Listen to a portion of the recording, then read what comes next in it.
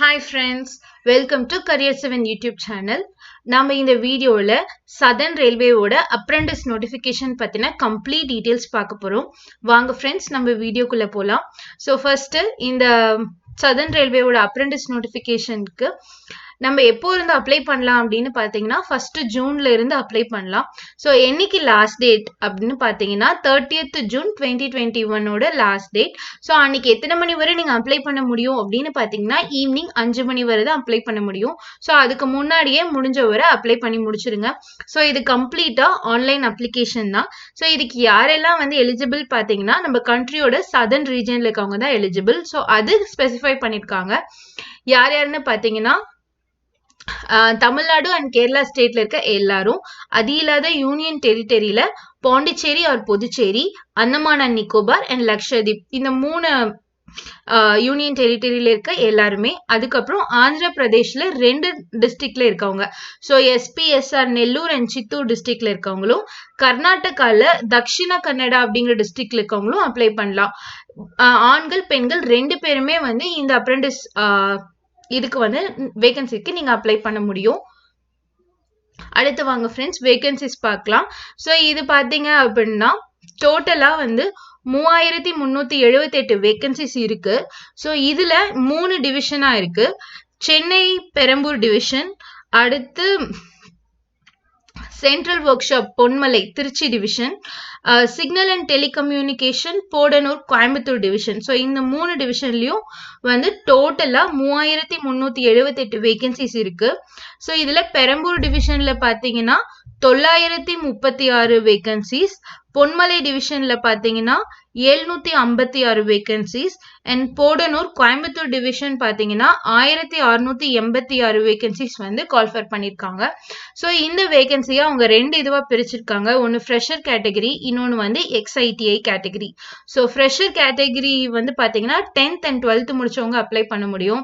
So இதுல great எல்லாம் என்னென்ன ட்ரேட் இருக்குன்னு பாத்தீங்கன்னா ஃபிட்டர், வெல்டர் அண்ட் பெயிண்டர் அப்படிங்கிற மாதிரி ட்ரேடும், 12th முடிச்சவங்களுக்கு வந்து மெடிக்கல் லெபார்டரி டெக்னீஷியன் ட்ரேட்ஸும் இருக்கு. ஸோ இதுக்கான கம்ப்ளீட் ஸ்பிளிட் வேகன்சி அந்த ஸ்பிளிட் அப் தான் கொடுத்துருக்காங்க. So category wise SC, ST, OBC and unreserved எல்லாத்துக்கும் எவ்வளோ அப்படின்னு சொல்லி டீட்டெயிலாக கொடுத்துருக்காங்க. ஸோ இதுல டோட்டலா ஃப்ரெஷர் கேட்டகரிக்கு மட்டும் பாத்தீங்க அப்படின்னா நம்மளுக்கு 80 வேகன்சிஸ் இருக்கு. அதே மாதிரி எக்ஸ்ஐடிஐ கேட்டகரியில வந்து carriage and wagon works Perambur, electrical workshop Perambur, loco works Perambur, engineering workshop Arakkonam, Chennai division RS AJJ, Chennai division RS Avadi, Chennai division RS Tambaram, Chennai division DSL TNP, Chennai division CNW mech, Chennai division RS RPM, Chennai division railway hospital Perambur. So இது எல்லாத்துலயுமே வந்து நம்மளுக்கு வந்து எக்ஸ்ஐடிஐக்கான இது vacancies இருக்கு. So இதுல என்னென்ன trade எல்லாம் இருக்குன்னு பாத்தீங்கன்னா electrician, fitter, welder, carpenter, electronic mechanic, tuner, இந்த மாதிரி வேகன்சிஸ் இருக்கு. ஸோ டோட்டலா வந்து பெரம்பூர் டிஸ்ட்ரிக்ட் இதுல பாத்தீங்கன்னா டிவிஷன்ல 936 வேகன்சிஸ் இருக்கு. ஸோ யாரெல்லாம் வந்து இதுக்கு வந்து எலிஜிபிள் அப்படின்னு பாத்தீங்க, அந்த எலிஜிபிலிட்டி பாக்குறதுக்கு முன்னாடி பர்சன் வித் டிசபிலிட்டி கேண்டிடேட்ஸ்க்கு எவ்வளோ ரிசர்வேஷன் பார்த்துடலாம். ஸோ அவங்களுக்கு வந்து 4% ரிசர்வேஷன். ஸோ மேக்ஸிமம் அவங்களோட டிசபிலிட்டி வந்து 40% வரை அவங்க அலோவ் பண்றாங்க. ஸோ ஒவ்வொரு ட்ரேடுக்குமான என்னென்ன டிசபிலிட்டி இருக்கவங்க எல்லாம் அப்ளை பண்ணலாம் அப்படிங்கிற கம்ப்ளீட் டீட்டெயில் கொடுத்துருக்காங்க. ஸோ அதுக்கடுத்து எக்ஸ் சர்வீஸ்மேனா இருந்ததாங்கன்னா 3% வந்து அவங்களுக்கு ரிசர்வேஷன் கொடுக்குறாங்க. ஸோ அடுத்து என்ன educational qualification or academic qualification பார்ப்போம். ஸோ ஃப்ரெஷர் கேட்டகரியில வந்து ஃபிட்டர், பெயிண்டர் அண்ட் வெல்டரா இருந்தா நீங்க வந்து 10th அதாவது 10வது பாஸ் பண்ணிருக்கணும். மினிமம் 50% உங்களோட மார்க் இருக்கணும். அடுத்து மெடிக்கல் லெபார்டரி டெக்னீஷியனுக்கு அப்ளை பண்றீங்க, ரேடியாலஜி, பேத்தாலஜி ஆர் கார்டியாலஜிக்கு நீங்க அப்ளை பண்றீங்கன்னா நீங்க 12th பாஸ் பண்ணிருக்கணும். 12thலயும் 50% உங்களுக்கு மார்க் இருக்கணும். இன்னொரு அடிஷன் கண்டிஷன் என்னன்னா பிசிக்ஸ், கெமிஸ்ட்ரி, பயாலஜி இது 3ம் நீங்க 12thல ஒரு சப்ஜெக்டா படிச்சிருக்கணும். இதுதான் வந்து கண்டிஷன். அடுத்து எக்ஸ்ஐடிஐ கேட்டகரிக்கு வந்து பாத்தீங்கன்னா fitter, mechanist, MMV, tuner, diesel mechanic, carpenter, painter, welder, wireman, advanced welder, R&AC இது எல்லாத்துக்குமே பார்த்தீங்கன்னா ஸோ 10th நீங்கள் கம்ப்ளீட்டாக கம்பல்சரி முடிச்சிருக்கணும். 50% 10th உங்களுக்கு மார்க் இருக்கணும். ப்ளஸ் ஐடிஐ கோர்ஸும் அதுக்கு ரிலவெண்டான ஐடிஐ கோர்ஸ். இப்போ நீங்கள் ஃபிட்டர்னா ஐடிஐ ஃபிட்டர் நீங்கள் முடிச்சிருக்கணும். கார்பெண்டருக்கு அப்ளை பண்ணுறீங்கன்னா ஐடிஐ கார்பெண்டர் நீங்கள் முடிச்சிருக்கணும். இந்த மாதிரி கம்பல்சரியாக வந்து 10th + ஐடிஐ அதுதான் இதுக்கு வந்து குவாலிஃபிகேஷன். எலக்ட்ரீஷியன் அப்படின்னா அதே தான் 10th + ஐடிஐ. எலக்ட்ரானிக் மெக்கானிக்குக்கும் 10th + ITI in electronic mechanic. இதுவே PASAA கோர்ஸ்க்கு நீங்கள் அப்ளை பண்ணுறீங்க அப்படின்னா 10th முடிச்சிருக்கணும். Plus computer operator and programming assistant அப்படிங்கிற இதில் நீங்கள் வந்து நேஷனல் ட்ரேட் சர்டிஃபிகேட் வந்து நீங்கள் வாங்கியிருக்கணும். இதுதான் வந்து குவாலிஃபிகேஷன். ஸோ அடுத்து இதுவே நீங்கள் வந்து SC ST ஒரு PWBD கேண்டிடேட்டாக இருந்தீங்க அப்படின்னா நீங்கள் 10th நம்ம எல்லாத்துக்கும் சொன்னோம் இல்லையா 10th 50% மார்க் வாங்கியிருக்கணும் அப்படின்னு. அது தேவையில்லை. நீங்கள் மினிமம் பாஸ் பண்ணியிருந்தாவே போதும். ஸோ யாரெல்லாம் இதுக்கு அப்ளை பண்ண முடியாது அப்படின்னு பார்த்தீங்கன்னா அப்ரெண்டிஸ் ஆக்டுக்கு கீழே ஆல்ரெடி யாராவது இந்த அப்ரெண்டிஸ்ஷிப் ட்ரைனிங் முடிச்சிருந்தாங்க அப்படின்னாலும் அவங்களும் அப்ளை பண்ண முடியாது. அடுத்து நான் வந்து ஐடி முடிச்சுட்டு டிப்ளமோ இன்ஜினியரிங் பண்ணியிருக்கேன் அப்படின்னா நீங்களும் அப்ளை பண்ண முடியாது. நான் 10th முடிச்சுட்டு தான் நான் இன்ஜினியரிங் பண்ணலை, அப்போ நான் அப்ளை பண்ணலாமான்னா பண்ண முடியாது. ஸோ இவங்க எல்லாம் வந்து நீங்கள் மினிமம் குவாலிஃபிகேஷன் உங்களோட மேக்ஸிமம் குவாலிஃபிகேஷனே 10th 12th ஐடிஐ. ஸோ அதுக்கு மேலே உங்களோட எந்த குவாலிஃபிகேஷனாக இருந்தாலும் நீங்கள் வந்து அப்ளை பண்ண முடியாது. ஸோ நம்மளுக்கு தெரியும் அப்ரெண்டிஸுங்கிறது வந்து ஒரு கான்ட்ராக்ட் பேசிஸ் தான்.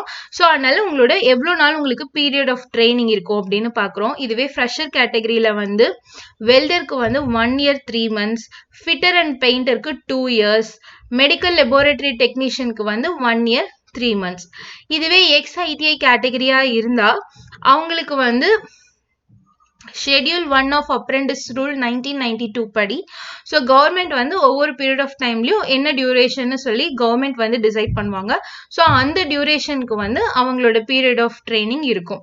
ஸோ ஓகே, நம்ம இந்த ட்ரைனிங் பீரியடில் உங்களுக்கான ஸ்டைஃபண்ட் எவ்வளோ அப்படின்னு பார்த்தீங்க அப்படின்னா ஃப்ரெஷர் 10th ஸ்டாண்டர்ட் கம்ப்ளீட் பண்ணவங்களுக்கு வந்து 6000 ரூபாய் ஒரு மாதத்துக்கு, ஃப்ரெஷர் 12th ஸ்டாண்டர்ட் கம்ப்ளீட் பண்ணவங்களுக்கு 7000 ரூபாய் ஒரு மாதத்துக்கு, இதுவே XITI கேட்டகரியில் வரவங்களுக்கு 7000 ரூபாய் ஒரு மாதத்துக்கு.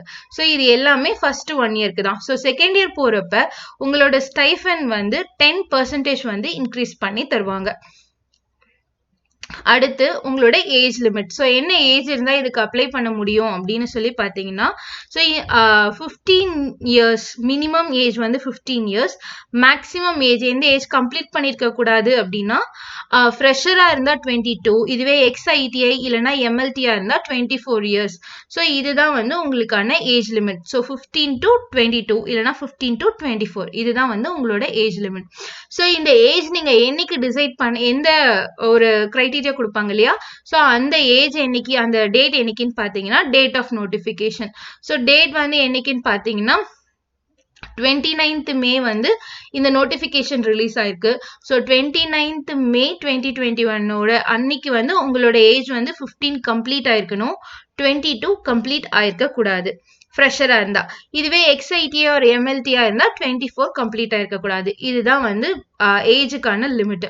ஸோ ஓகே, இப்போ நம்மளுக்கு ஏஜ் ரிலாக்ஸேஷன் கொடுப்பாங்க இல்லையா, ஸோ அது என்ன அப்படின்னு பார்த்தீங்கன்னா OBC கேண்டிடேட்டாக இருந்தால் உங்களுக்கு 3 years, SC STயாக இருந்தால் உங்களுக்கு 5 years, அதே மாதிரி PWBD கேண்டிடேட்டாக இருந்தால் 10 years வரை உங்களுக்கு வந்து ஏஜ் ரிலாக்ஸேஷன் கொடுப்பாங்க.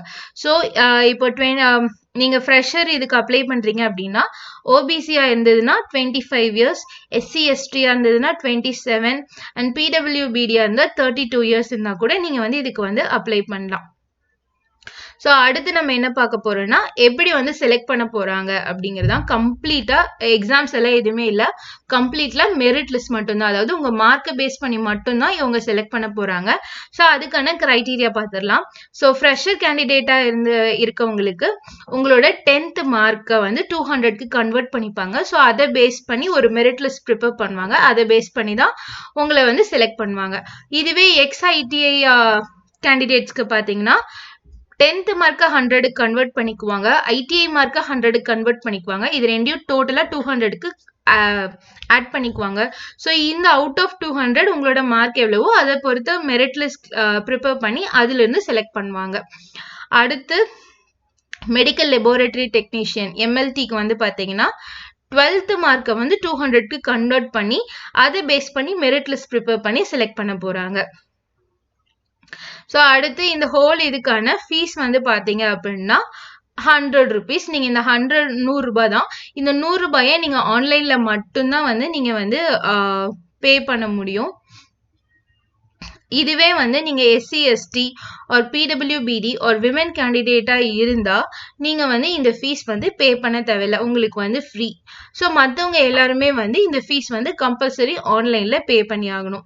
ஸோ உங்களுக்கு எப்படியும் அவங்க வந்து உங்ககிட்ட கம்யூனிகேட் பண்ணுவாங்க, செலக்ட் ஆகுறது, சர்டிஃபிகேட் வெரிஃபிகேஷனுக்கெல்லாம் உங்களுக்கு எப்படி வந்து கன்வே பண்ண போறாங்க அப்படின்னா எஸ்எம்எஸ் ஆர் இமெயில் மட்டும்தான். ஸோ அதனால நீங்க கொடுக்க போற மொபைல் நம்பர் அண்ட் இமெயில் ஐடியை வந்து இந்த செலெக்ஷன் ப்ராசஸ் கம்ப்ளீட்டா முடியற வரை அதை ஆக்டிவா வச்சுக்கோங்க. அவ்வளவுதான் ஃப்ரெண்ட்ஸ், இதை பத்தின கம்ப்ளீட் டீட்டெயில்ஸ். ஸோ ஒருவேளை உங்களுக்கு வந்து இதுக்கு எப்படி அப்ளை பண்ணணும் அப்படின்னு சொல்லி டவுட் இருந்ததுன்னா சொல்லுங்க, நாங்க வேணா அதை வந்து இன்னொரு வீடியோவா பண்ணி நாங்க அப்லோட் பண்றோம். Thank you friends.